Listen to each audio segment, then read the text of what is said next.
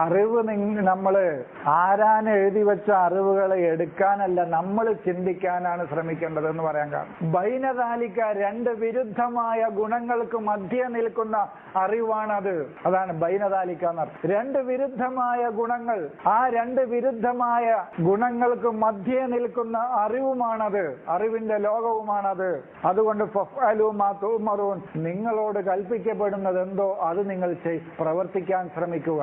ഇതാണ്. അല്ലാതെ ഇവിടെ പശുവിനെ അറുക്കാനും ഇപ്പൊ അള്ള പറയേണ്ട ആവശ്യമൊന്നുമില്ല. ഒരു പയ്യനെയും പോത്തിനെയും ഒക്കെ അറക്കും. അതിപ്പോ ഇവിടെ തർക്കമുണ്ട്, പോത്തിനെ അറുത്തിട്ട് സ്വർഗം നേടാന്നൊക്കെ പറയണത്. അത് ഞാൻ കുറെ വാട്സാപ്പിൽ മുമ്പ് നമ്മൾ പറഞ്ഞ് ചിരിച്ചിരുന്ന കാര്യങ്ങൾ. അപ്പൊ നമുക്ക് അങ്ങനെ ചിരിക്കാനൊന്നും തോന്നാറില്ല. അതുകൊണ്ട് പരിഹാസമൊക്കെ നിർത്തിയില്ല. മുമ്പൊക്കെ ഞാൻ ചോദിച്ചിരുന്നതാണ്, പോത്ത് ജീവൻ കൊടുത്തിട്ട് നമുക്ക് സ്വർഗം കിട്ടുന്ന കഥ, പോത്തിനല്ലേ സ്വർഗം കൊടുക്കേണ്ടത്? കാരണം ജീവൻ ത്യജിക്കുന്നത് അതാണ് അല്ലെ, സ്വന്തം ജീവൻ ത്യജിക്കുന്നത് പോത്താണ്. നമ്മളത് വരട്ടിയിട്ടും ഫ്രിഡ്ജിൽ വെച്ചിട്ടും പിന്നെ പൊരിച്ചിട്ടും ഒക്കെ ഒരു മാസത്തോളം ഇരുന്ന് തിന്നാണ് നമ്മൾ ചെയ്യണം. അപ്പൊ ഒരു പോത്തിനറുത്ത് ഇരുന്ന് തിന്നണീന് നമുക്ക് സ്വർഗം, പോത്തിനോട്ട് സ്വർഗമില്ല. അത് പിന്നെ പാവം നരകത്തിൽ തന്നെ, അതിനോട് മണ്ണാകാൻ പറയും. അതുപോട്ടെ, അത് വേറെ കാര്യം. ഖാലുദുലന റബ്ബക യുബയ്യിലന മാ ലൗനുഹ, വീണ്ടും അവരുടെ ചോദ്യമാണ്.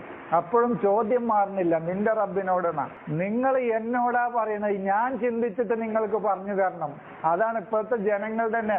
ഉസ്താദുമാരെന്താണോ ചിന്തിക്കണത് അത് നിങ്ങൾ ഞങ്ങൾക്ക് പറഞ്ഞു തരുന്ന അതേ ചോദ്യം തന്നെ ഇപ്പോഴും മൂസനോട്.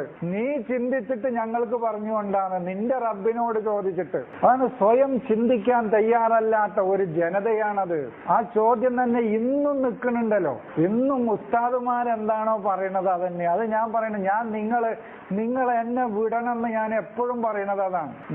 എപ്പോഴും നമ്മുടെ ബുദ്ധിയിൽ എന്താണോ ശരി അതാണ് ശരി. ഇവിടെ സയ്യിദലവിയൊന്നും ഇല്ല, ഇവിടെ അൻസാരിയൊന്നും ഇവിടെ ഇല്ല, ഇവിടെ ഒരു ഉസ്താദും ഇല്ല.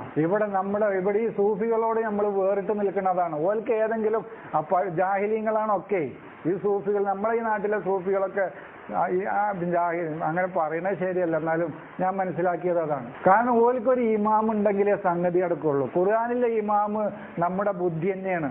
ഇമാമും മുബീൻ, നമുക്ക് കാര്യങ്ങൾ വ്യക്തമാക്കി തരുന്ന നമ്മുടെ ഇമാമ് നമ്മുടെ ബുദ്ധി തന്നെയാണ്. ശരിയായ സൂഫിസം അതാണ്. ഇവര് സൂഫി ഗ്രന്ഥങ്ങൾ കണ്ടിട്ടില്ല സത്യത്തിൽ. റൂമിയുടെയും ഇബ്നു അറബിന്റെയും ഹല്ലാജിന്റെയും ഇബ്നുൽ ഉംബിലിസിന്റെയും ഗ്രന്ഥങ്ങളിൽ ഒരു ഗ്രന്ഥം പോലും വായിച്ചിട്ടില്ല എന്നാണ് എനിക്ക് മനസ്സിലായിട്ടുള്ളത്. ഇവരൊക്കെ സ്വന്തം ബുദ്ധിയും ചിന്തയും പഠനവും അന്വേഷണവും കുറിച്ച് അവരെഴുതിയ ഗ്രന്ഥങ്ങൾ എത്രേ, റൂമിയൊക്കെ എഴുതിയ ഗ്രന്ഥങ്ങൾ എത്രേ. സ്വയം ചിന്തിക്കേണ്ടതിനെ കുറിച്ച്, സ്വയം പഠിക്കേണ്ടതിനെ കുറിച്ച്, സ്വയം മനസ്സിലാക്കേണ്ടതിനെ കുറിച്ച്, ഒരു ഇമാമിനെയും പിൻപറ്റരുത് എന്നതിനെ കുറിച്ച് അവരെഴുതിയ ഗ്രന്ഥങ്ങൾ എത്രേ. അതൊന്നും വായിക്കാതെ ഞാനും സൂഫി തന്നെയാണെന്ന് പറയുന്നത് അതിലൊന്നും വലിയ അർത്ഥമല്ല.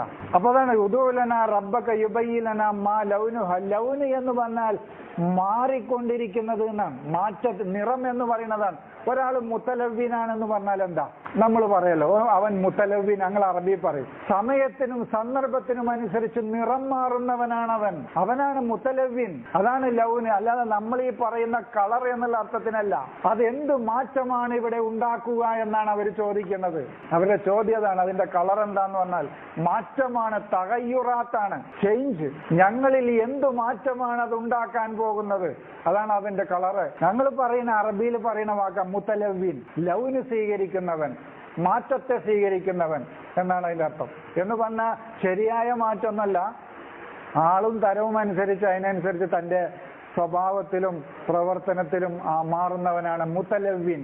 മുത്തലവ്വിൻ എന്ന് പറഞ്ഞാൽ സമയവും സന്ദർഭത്തിനനുസരിച്ച് നിറം മാറുന്നവനാണ് മുത്തലവ്വിൻ. അതാണ് ലൗന്. അതാണ് അവരുടെ ചോദ്യം. തഗയ്യുറുൽ മജാലി ഇൽമിയൻ വ മഅനവിയൻ എന്നാണ്. വൈജ്ഞാനികമായും ആശയപരമായും ആ രംഗത്ത് എന്ത് മാറ്റമാണ് ഉണ്ടാക്കുക, അതാണ് അവരുടെ ചോദ്യം. അതാണ് ലൗന്. മാ ലൗനുഹ. നിങ്ങൾക്ക് പറഞ്ഞ മനസ്സിലായോ? ലൗന് എന്ന് പറഞ്ഞാൽ അതിന്റെ പച്ചയാണോ ചോപ്പാണോ എന്നല്ല അർത്ഥത്തിനല്ല ചോദിക്കണത്. ഇൽമിയായിട്ടും മാനവിയായിട്ടും വൈജ്ഞാനികമായും ആശയപരമായും നീ ഈ പറയുന്ന ബക്കറത്ത് എന്തു മാറ്റമുണ്ടാക്കാൻ പര്യാപ്തമാണ്, അത് ഏത് മേഖലയിലാണ് മാറ്റമുണ്ടാക്കുക എന്നാണ് അവരുടെ ചോദ്യം. അതാണ് അവർ ചോദിച്ചത്. ചോദിച്ചത്. നീ പറയുന്നുണ്ടല്ലോ ഒരു വിജ്ഞാനത്തിന് ഞങ്ങൾ കീഴ്പ്പെടണമെന്നും, ആ വിജ്ഞാനത്തെ ഞങ്ങൾ കണ്ടെത്തി ഗവേഷണം നടത്തി പഠനം നടത്തി ആ യാഥാർത്ഥ്യത്തിന് നീ കീഴ്പ്പെടണമെന്ന് നീ ഞങ്ങളോട് പറയുന്നുണ്ട്. എങ്കിൽ അതിന്റെ ലൗൻ എന്താണ്? അതിന്റെ എൽമിയായിട്ടും മഹനവിയായിട്ടും അത് ഏതൊക്കെ രംഗങ്ങളിലാണ് തഗയ്യുറാത്ത്, ഞങ്ങളിൽ മാറ്റമുണ്ടാക്കുക, ഏത് മേഖലയിൽ അത് മാറ്റമുണ്ടാക്കും എന്നാണ് അവരുടെ ചോദ്യം.